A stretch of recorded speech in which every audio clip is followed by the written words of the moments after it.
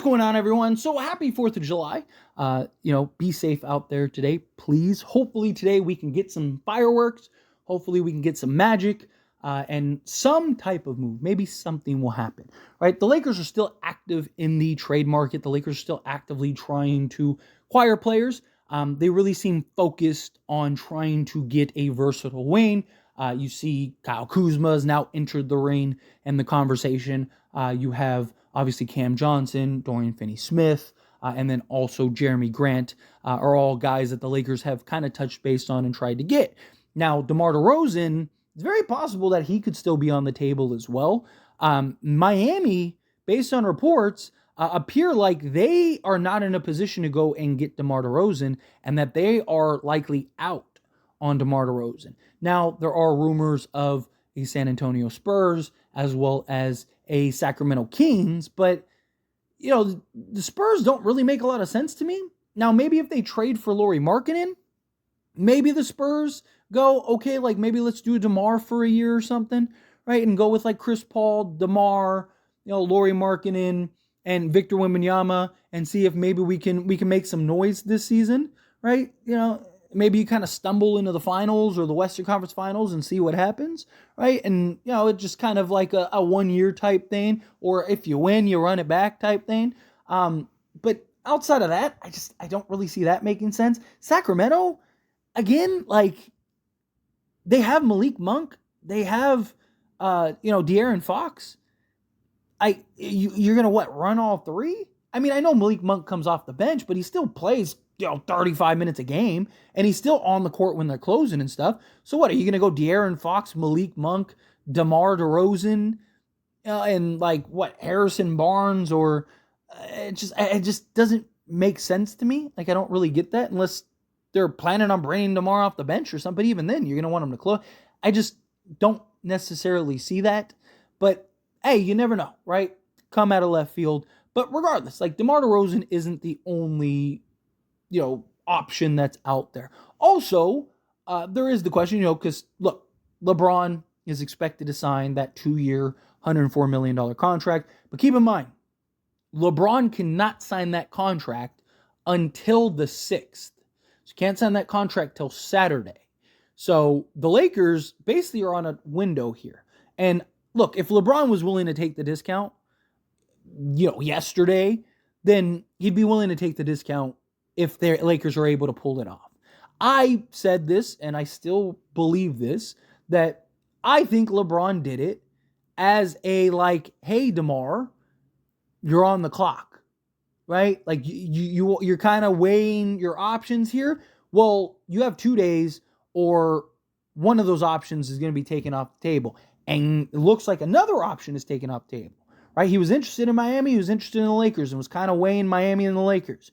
Well, Miami's off the table, and the Lakers might be off the table in a couple days. So, clock's ticking, right? But even beyond DeMar DeRozan, there's obviously other options out there. Again, Jeremy Grant, I wouldn't hate going and getting Jeremy Grant. The problem is that right now, everybody wants to fleece the Lakers, right? Like, they want 2 firsts for Jeremy Grant. They want a first for Cam Johnson. They want a first for Dorian Finney-Smith. So basically, you could get Dorian Finney-Smith, you get Cam Johnson, but it'd take you both your first, right? And the problem is that it's not enough to make the Lakers one of the top contending teams. Like, if the Lakers get Dorian Finney-Smith and Cam Johnson, are they better? Yes, absolutely. But they're not a lot. And they lose a lot of their flexibility. So it's not like if they could get Dorian Finney-Smith and Cam Johnson, yes, that's great. But do you look at that and go, oh, we're one of the 5 best teams in the league? No. But if you could get, say, a Cam Johnson and a DeMar DeRozan, or you could get, a Jeremy Grant and a Cam Johnson, right? Because Dorian Finney-Smith is great, but he's more of a, standard tier role player. Where a Cam Johnson is more of a blue chip role player, and then Jeremy Grant, right? Like Cam Johnson and Jeremy Grant are kind of they're those wings. They're not stars, but they're that high tier, high class guys where, yeah, the both of them could really make an impact. Now maybe we're cooking. So that's what the Lakers are trying to do, which I get the reluctancy, because I'm sure, like, if we were a Jeremy Grant away from being a contender, like a true contender, the Lakers would probably do it. But I'm sure the Lakers are looking at it the way I'm looking at it, which is like, okay, yeah, we could get Jeremy Grant and give up 2 firsts, and we're willing to trade the picks, but Jeremy Grant doesn't, like, he makes us better, but he doesn't make us like one of the top teams in the league. We still would, yeah, we'd be better, but we'd still be at a puncher's chance type better, which is kind of what we are right now. Right. So it's like Rob is clearly waiting for the right deals, but he's active. He's working. Like, there's tons of reports that are coming out about, like, hey, no, Rob is on the phone. Rob is talking to these guys. Rob is talking to this person. Right. Rob's inquiring about this. You see Kyle Kuzma, Cam Johnson. Like, clearly they're trying to get an upgrade at the wing position, which is fine. You need that. Right. You got Rui. You got Jared Vanderbilt.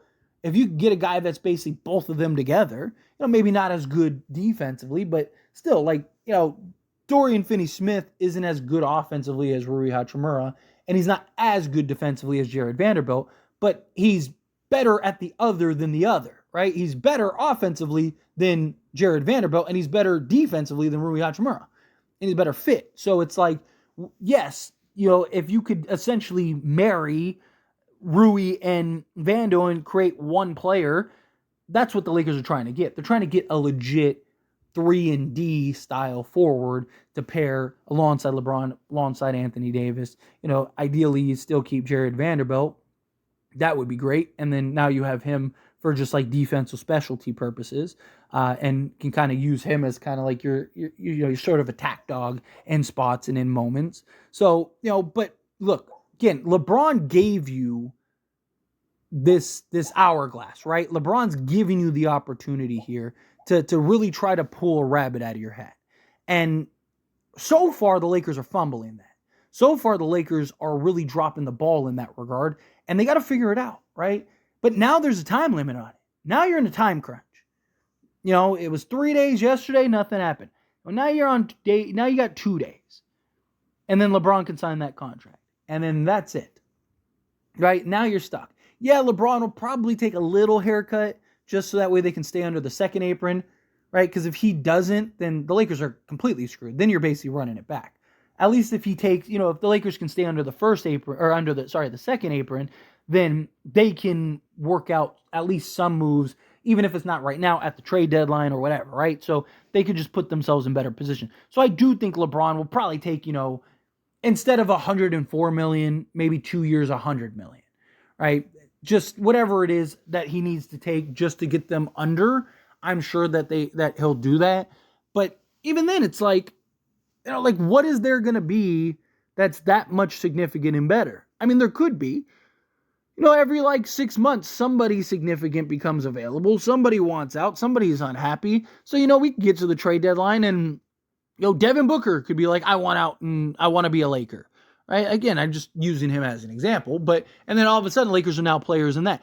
But that's the problem. Is like, to me, give me the one in the hand, not the two in the bush. Right? I'd rather have the thing that I can do now. Right? If I can get DeMar DeRozan, I can get Jeremy Grant. Do it. Or go get a Zach LaVine and get that extra first. Right? And then, figure out what you want to do. You'd still have a couple tradable pieces, and you'd have more first. And maybe you go make another deal or two or several. Right? Like, I look at the Lakers, and I look at like what is going on right now, and it's frustrating. I get it. Right? But I'm hopeful, right? And yes, I know, I'm sure people are like, you're overly optimistic at times, and sure, but somebody's got to be optimistic. Somebody's got to be hopeful. And I'm very hopeful. I'm very optimistic, right? As much as there is this frustration, as much as we're like, ready to grab our pitchforks for Jeannie and Rob and, storm the castle. It's like, it's one of those things where it's like, you see it all the time. It's not how you start, it's how you finish. Right? And right now it looks bleak. Right now it looks rough, and it's just like incredibly frustrating. But, while you're watching this video, all of a sudden, boom, something happens. And then another thing, boom, boom, right? And you just, oh, wait a minute, right? And then, this time Monday, we're like, oh, we're a real contender. Let's go, baby. Right? Rob Pelinka pulled a rabbit out of his hat. Right? That's always a possibility. But again, I don't know what's gonna happen. So I'm of the mindset of like, I gotta be patient. Right? I'm not gonna judge a painter before he finishes his painting. Right? If he's drawn 2 lines on the paper, I'm not gonna be like, oh man, that painting's trash. Like, no, you're gonna wait and let the painting be finished before you criticize. Or contractor building a house. Right? Once he gets the frame up, you're not like, oh, this house is trash. No, you're like, oh, let's wait and see what it looks like. Right? So, to me, I'm willing to wait to see what the finished product is. But I'd like that first domino. Give me that first, even if it's just like a salary dump type trade. Because even a salary dump trade signals more's coming. Because you're not clearing 2-3 guys off your roster just to do nothing. You're clearing 2-3 guys off your roster because you have another move in place.